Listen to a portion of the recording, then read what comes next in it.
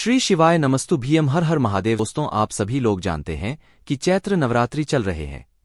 इन चैत्र नवरात्रों में किया जाने वाला एक 11 कोमल आम की डंडी वाला उपाय है, जो कि पंडित जी ने खुद इन्हीं चैत्र नवरात्रों में की गई एक कथा में बताया हुआ था।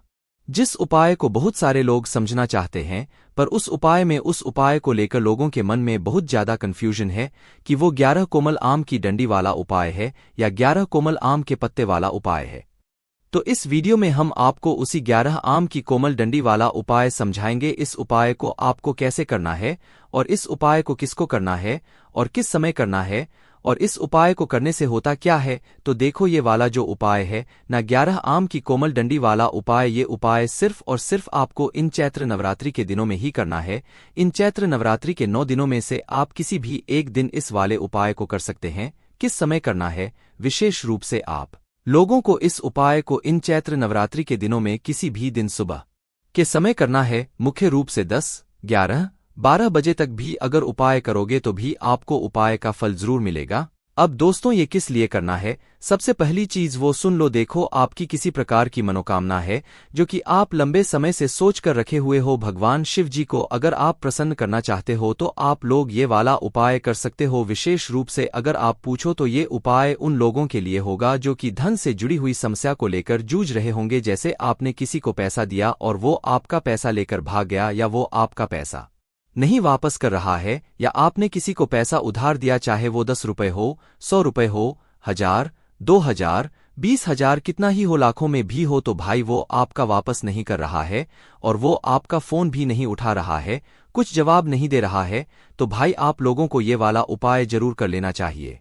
आपको इस उपाय को करने का फल जरूर मिलेगा। अब इस उपाय को आपको अपनी मनोकामना पूर्ति के लिए भी आप कर सकते हैं, विशेष रूप से धन प्राप्ति के लिए। जो कि आपने किसी को पैसा दिया हो और वो आपका पैसा वापस ना कर रहा हो, तो आप ये उपाय इन चैत्र नवरात्रि के 9 दिनों में से किसी भी एक दिन सुबह के समय कर लेना। आपको इस उपाय का फल जरूर मिल जाएगा। तो इस उपाय में करना क्या है? देखो, उपाय का नाम क्या है? 11 आम की कोमल डंडी। तो इस उपाय में आम के पत्ते नहीं चाहिए, 11 आम की कोमल डंडी चाहिए। जो उपाय को ध्यान से सुनेगा उसे समझ आएगा। ये उपाय में पंडित जी ने 11 आम की कोमल डंडी बोला है, ना कि पत्ते बोला है। देखो, एक मतलब आम का पेड़ होता है, उस आम के पेड़ में आप लोग देखना नए पत्ते लगे हुए होते हैं। उस नए पत्ते की डाली को पंडित जी ने बताया कि उस नए पत्ते की डाली को तोड़कर उस नए पत्ते की वो जो डंडी होगी, डगाल होगी, उसके आपको 11 टुकड़े चाहिए। मतलब छोटे छोटे आपकी जो उंगली होगी उस बराबर बराबर आप लोगों को क्या करना है? आम के टुकड़े कर लेना है। मतलब 11 आम की उस डंडी के टुकड़े कर लेना है। 2-3 डगाल तोड़ लो, या एक ही डगाल में अगर आपका हो जाए तो भी कोई दिक्कत वाली बात नहीं है। 2 तरह की डगाल होती है आम के पेड़ में, एक सूखी वाली मतलब जो पुरानी हो चुकी है, तो एक नई डगाल जिसे पंडित जी कह रहे हैं कोमल आम की डंडी। आप लोगों को इस उपाय में लेना है तो कोमल उस आम की डंडी को तोड़िएगा और आम की डंडी को तोड़कर 11 आम की डंडी के उस कोमल डंडी के टुकड़े आप लोग कर लीजिएगा। 11 टुकड़े करने के बाद आप लोगों को क्या करना है कि उसी आम की कोमल डंडी 8 टुकड़े करने के बाद आपको कच्चा सूत लेना है।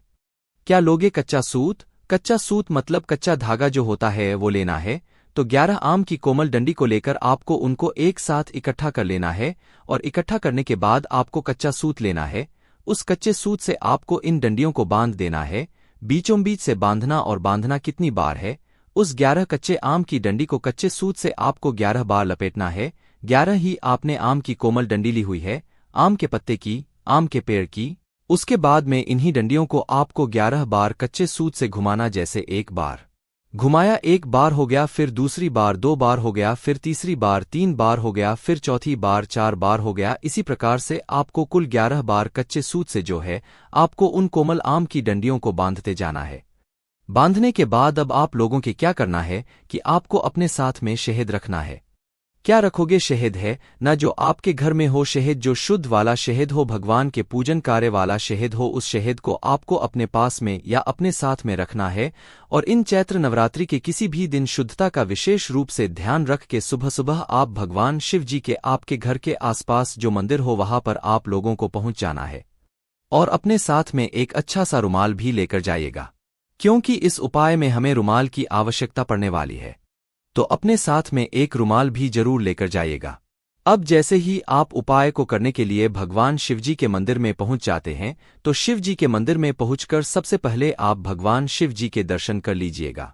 और जो भी पूजन सामग्री से आप लोग भगवान शिवजी की पूजन अर्चना करना चाहते हैं, उस पूजन अर्चना को आप लोग पहले कर लीजिएगा। जैसे ही जल चढ़ाना चाहते हो, बेलपत्र, फूल, अबीर, गुलाल वगैरह जो भी चीज से आप पूजन अर्चना करना चाहते हो, शिवजी की पूजन अर्चना कर लीजिएगा।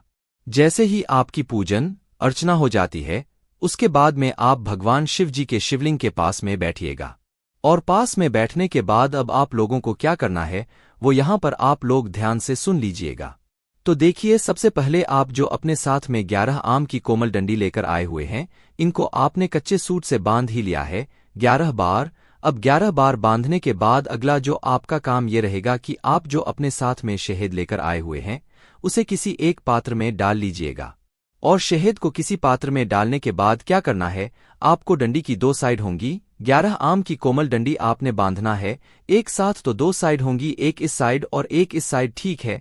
तो कोई भी एक साइड लेना और उस एक साइड पर इस मतलब शहद को लगा देना, मतलब जिस पात्र में आपने लिया है उस पात्र के ऊपर इस एक साइड कोई भी एक साइड जो है आप लोग रख देना, जिससे कि ये पूरी साइड जो है उस शहद में डूब जाएगी। उसके बाद में क्या करना है, आपको भगवान शिवजी की शिवलिंग की ऊपर एक माता अशोक सुंदर जी का स्थान होता है, जो कि जलाधारी के बिल्कुल बीचों बीच में होता है। उस जलाधारी के बिल्कुल बीचों बीच वाले स्थान पर आप लोगों को क्या करना है कि ये जो मतलब शहद वाला भाग है, डंडी जिस साइड आपने शहद लगाया हुआ है, जिस एक साइड पर आपने शहद लगाया हुआ है, वह शहद का भाग शिवलिंग की तरफ करके और फिर इस 11 डंडियों को जो है आप लोगों को माता वाले स्थान पर समर्पित कर देना है। बस शहद वाला भाग शिवलिंग की तरफ होना चाहिए, बाकी जिस तरफ आपने शहद नहीं लगाया है वह जलाधारी की तरफ पीछे की तरफ हो जाना चाहिए, ठीक है। इस बात का आप लोगों को ध्यान रखना है। जैसे ही आप लोग यह 11 आपकी कोमल डंडी शिवलिंग की माता सूक्ष्म जी वाले स्थान पर चढ़ा देते हैं, तो उसके बाद में भगवान से आपको प्रार्थना करना है।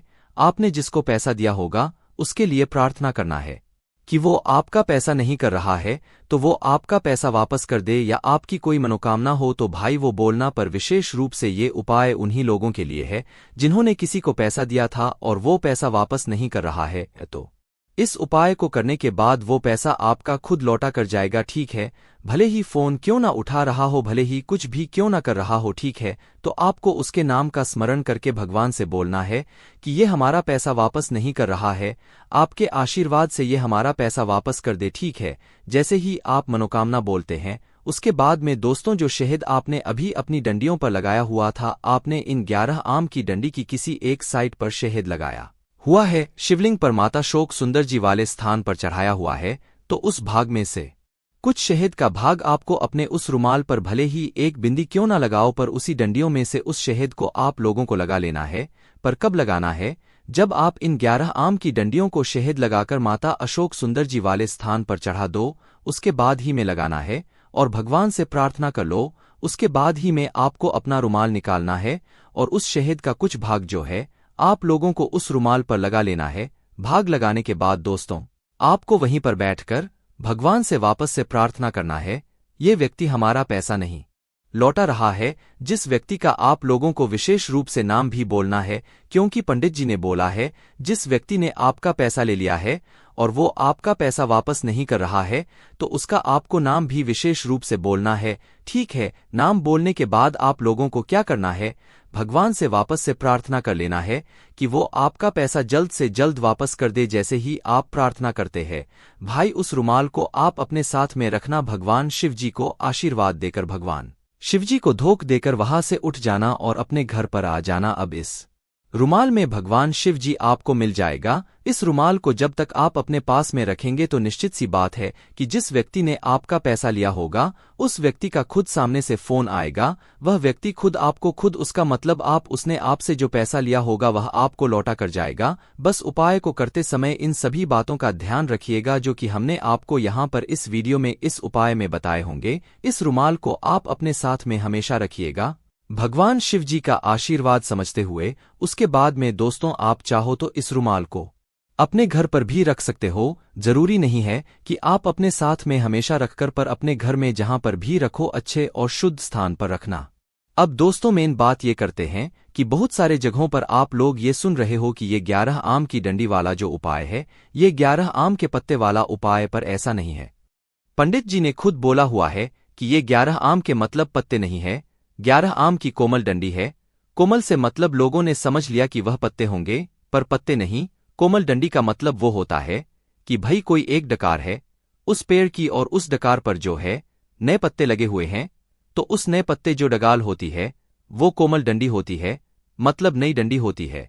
तो वही पंडित जी का तात्पर्य था कि भाई 11 आम की कोमल डंडी वाली डगाल आपको तोड़ना है, उस डगाल में से 11 उस आम की डंडी के टुकड़े कर लेना है, उसके बाद में उसको जो है कच्चे सूप से लपेटना है, वो भी 11 बार।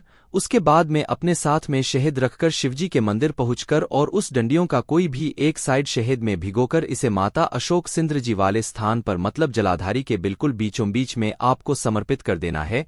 बस जो मतलब शहद भीगा हुआ भाग होगा वो शिवलिंग की तरफ होगा और जो बिना शहद वाला भाग होगा वो जलाधारी की तरफ होगा। इस तरफ से समर्पित करके आपको मात्र भगवान से प्रार्थना कर लेना है। उस व्यक्ति का नाम लेते हुए प्रार्थना करने के बाद आपको मात्र ये करना है कि उस शहद में से कुछ भाग आपको अपने रुमाल पर लगा लेना है ना। रुमाल पर लगाने के बाद बस आपको अपने साथ में उस रुमाल को रखना है और अपने साथ में सीधा घर पर आ जाना है। इस उपाय को करने के बाद दोस्तों निश्चित सी बात है कि आपकी जो भी मनोकामना होगी या अपने जिस भी व्यक्ति के लिए उपाय किया होगा, जो व्यक्ति आपका पैसा नहीं लौटा रहा होगा वह व्यक्ति खुद आपका पैसा लौटाकर जाएगा। पर दोस्तों यह वाला उपाय सिर्फ और सिर्फ इन चैत्र नवरात्र के आपको दिनों में ही करना है। कोशिश कीजिएगा कि आप इस उपाय को सुबह के समय कर लें, शाम के समय यह वाला उपाय नहीं होगा, इसलिए इस बात का आप लोग ध्यान रखिएगा, क्योंकि पंडित जी ने सुबह के समय का ही बोला है, शाम के समय की यहाँ पर कोई भी बात नहीं कही गई है। इसीलिए आप लोग इस उपाय को सुबह के समय करें तो ज्यादा बेहतर यहाँ पर होगा। बाकी दोस्तों इस उपाय करने में अगर आपको कोई भी दिक्कत समस्या आती है तो कमेंट करके पूछ सकते हैं। श्री शिवाय नमस्तु भीम, हर हर महादेव।